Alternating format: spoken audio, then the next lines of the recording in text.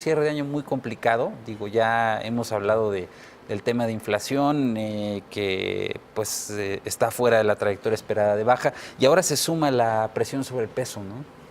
Mira, yo creo que va junto con pegado, porque obviamente uno de los riesgos más importantes para la inflación es la depreciación del tipo de cambio. Y es muy difícil pensar que no va a haber una depreciación del tipo de cambio cuando, bueno, pues ya tenemos la reforma fiscal en Estados Unidos aprobada. Hay un riesgo, nosotros pensamos que es 50-50 de que Estados Unidos se salga de NAFTA, y a lo mejor apenas se está empezando a incorporar o ahí, pero eventualmente se va a incorporar el riesgo político. Digo, cuando el tipo de cambio, cuando no había ninguno de estos riesgos incorporado, incluso tampoco nadie pensaba que la Fed iba a subir la tasa, por ahí de principios de septiembre, el tipo de cambio estaba en 17.50 y el mercado pues veía la inflación en 3.80 en ese momento. Nosotros pensábamos que iba a ser 4.25 de todas maneras, pero ahorita ya tienes el tipo de cambio en 19.70, pues es imposible pensar que no va a ser más inflacionario. Y también de ese periodo a la fecha, las tasas de interés de largo plazo han subido más de 100 puntos base, ¿no? Entonces realmente ha habido un deterioro muy rápido del escenario. Entonces se ha combinado la depreciación por los factores que mencionamos, le han pegado a las expectativas de inflación y ha cambiado muy radical la idea que tenía el mercado, primero que México iba a bajar tasas, ahora se fue del otro lado completamente a priciar alzas. Claro. Entonces eso te pega a lo largo de toda la curva y también retroalimenta al tipo de cambio por posiciones que pues, la gente empieza a vender y busca cobertura en el dólar, ¿no? Ayer pues se hicieron subastas de coberturas cambiarias por $500 millones que no estaban dentro de el programa. Sin embargo, el mercado se subió, o sea, a pesar de que salió Banjico con estas subastas, se subió el mercado. Yo platiqué con el gobernador Díaz de León y él decía que no importaba tanto el nivel de tipo de cambio ni lo que pudiera depreciarse, ¿no? Más bien que hubiera condiciones ordenadas en el mercado porque pues estaban viendo problemas de liquidez desde el jueves pasado. ¿Cómo estás viendo tú al mercado? Parece que no está como comprándole la idea a la autoridad de que pues con las subastas el mercado va a estar más tranquilo.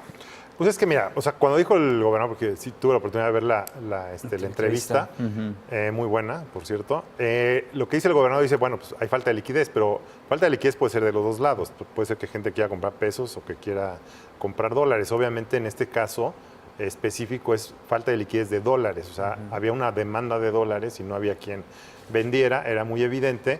Y bueno, pues a juzgar ya a toro pasado, pues era evidente que esa demanda en exceso era de más de $500 millones.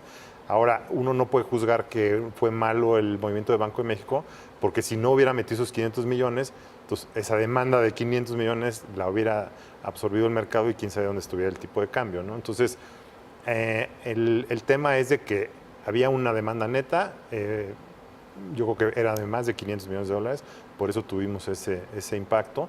Banxico nada más vendió 500, que está bien, ¿no? Pero yo creo que las presiones que están atrás de todo esto es todo lo que hemos estado platicando, ¿no? El cambio tan dramático que ha habido de que el mercado estaba esperando bajas de tasas y ahora son alzas, de que veían que la inflación iba a bajar muy rápido el año que entra y ahora va para arriba. Eso te ha pegado a las tasas, a la inflación. Y bueno, pues el tipo de cambio que nos podamos salir de NAFTA, la reforma fiscal de Estados Unidos, y ya estamos a nada de que esté a full el tema electoral, que nosotros pensamos, de hecho, nosotros hicimos un análisis y pensábamos que, bueno, antes de que se pareciera el periodo electoral, el tipo de cambio debería estar alrededor de 19-20. Y en el momento que empezara a apreciar el tema electoral, iba a llegar a 20.1 por un análisis de probabilidades y cómo quedarían los escenarios. Entonces no nos extraña este movimiento, a lo mejor fue antes, ¿no? Porque tradicionalmente es febrero o marzo cuando empieza todo el mundo a ver cómo van las elecciones, ¿no? Claro, yo pensaba que ese tema no iba a estar muy presente en el mercado y hace unos días salió este caso de corrupción de un miembro del PRI, que ya incluso está detenido en Chihuahua, y le pegó al mercado, afectó la cotización del peso. Y luego también el precandidato de Morena presentó su equipo, ¿no? Su gabinete, y digo, no hubo novedad, salvo el caso de la que sería la secretaria de Energía, que ha sido abiertamente contraria a la reforma energética. Como que ahí hay dos temas que ya empiezan a preocupar al mercado. Exactamente, a lo mejor se adelantó, digo, no siempre cada 6 años es lo mismo, pero lo que preocupa exactamente lo que estás diciendo es de que en estas elecciones puede haber un cambio de modelo económico y como nunca, yo creo, ahora se depende de la inversión privada, porque tratar de satisfacer a las calificadoras de riesgo y hacer los recortes al gasto, pues la consecuencia fue pues la caída en la inversión pública. Y además, pues hay necesidades del sector público que están creciendo, como el gasto de pensiones.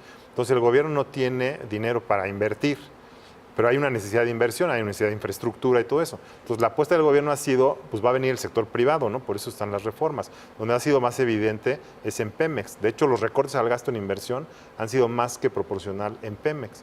Y Pemex está esperando que llegue la inversión privada. No ha llegado porque se ha retrasado, porque pues, tenemos que resolver el tema del TLC, la reforma fiscal en Estados Unidos y las elecciones. Pero entonces lo que está a juego aquí es de que si llega alguien y cambia el modelo económico y dice, a ver, voy a revisar la reforma energética, cuando dependes ya ahora sí de la inversión privada porque no hay dinero, o también puede decir, bueno, déjame revisarla, espérate, entonces va a retrasar más la inversión de Pemex y eso nos puede llevar a una recesión. Y la otra es que diga, pues yo todo lo voy a resolver con gasto público, pero pues, en lo que encuentro el dinero, pues voy a emitir más deuda.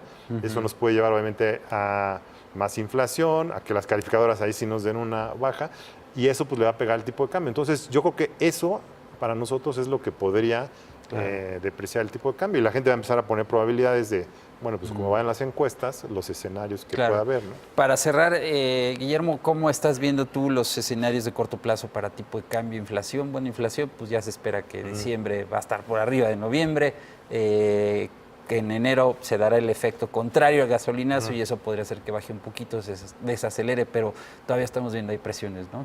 Pues fíjate, con la inflación, ¿qué nos preocupa? Estamos revisando esta quincena, todavía no publicamos la segunda quincena hasta que termine, pero están subiendo los agropecuarios muy fuerte, ¿no? Entonces eso es negativo. Para no necesariamente esta quincena, pero hacia adelante, estamos viendo un regreso de los commodities. Si te acuerdas, en 2015 lo que ayudó a la inflación a que no se viera un pass-through del tipo de cambio era que los commodities bajaron en pesos mexicanos, porque con toda la devaluación cayeron tanto en dólares que bajaron en pesos. Y ahora puedes tener el caso contrario, que sí tengamos una devaluación, más que están subiendo en dólares. El petróleo cadito, pero ya llegó a 60, ¿no? Y está en 50. Eso es nada más 20%. Entonces la gasolina está subiendo. Entonces esas presiones vas a tener. Salarios, hay que ver cómo vienen los de los primeros meses del año. Ahorita ya están arriba de 5%, cuando caiga la inflación en enero. Pero cada vez pensamos que va a caer, pero ya menos, porque ya es una base más alta. Si se quedan los salarios reales positivos, entonces la productividad no está creciendo porque no está creciendo la inversión. Eso puede presionar a las empresas que sigan subiendo. Entonces, tantito tienes un mal año en 2018 de inflación, nosotros ahorita nuestro pronóstico es 4.6, ya vas a tener 2 años seguidos de inflación alta y eso, cambiar las expectativas de salarios, todo eso puede complicar, ¿no? Hacia adelante. Claro. Entonces, eso se ve bastante negativo. Con respecto al tipo de cambio, lo que estamos pensando es que, bueno, pues se tiene que definir NAFTA, a lo mejor podría haber una muy buena definición en el primer semestre del año, ya que Estados Unidos como que dé más claridad, pero ahí puede ser un movimiento muy violento si se salen. Pensamos que Banxico va a subir las tasas una vez más, por lo menos. La inflación de enero 5.50 pensamos que es compatible con 7.5 de tasa, entonces le faltaría una, pero si nos salimos de NAFTA, pues yo creo que le faltarían 3, claro. O sea, otras 2, a lo mejor un movimiento de 50 adicional de 25, y luego pues ya depende de quién gane las elecciones, si la tasa de 8 se queda en 8, o pudiera bajar de 8, dependiendo quién gane, ¿no? Y si no nos salimos de NAFTA, veríamos un alza más nada más, a 7.25, y luego ya depende de quién gane, bueno, pues si nos quedamos 7.25 o pudiera haber más bajas, ya en un escenario mucho más positivo, porque ya entrando una continuidad del modelo económico actual, pues ya podrías reactivar la inversión privada, hay claridad, nos quedamos en NAFTA, ese sería el escenario, entonces ya podríamos reactivar el crecimiento, ¿no? Pues muchos temas para analizar, Guillermo, afortunadamente, ¿no? Para nosotros, y yo te agradezco que hayas estado aquí y te deseo lo mejor para 2018. No, feliz año. Igualmente. Y espero que me sigas invitando aquí. Claro que sí, siempre.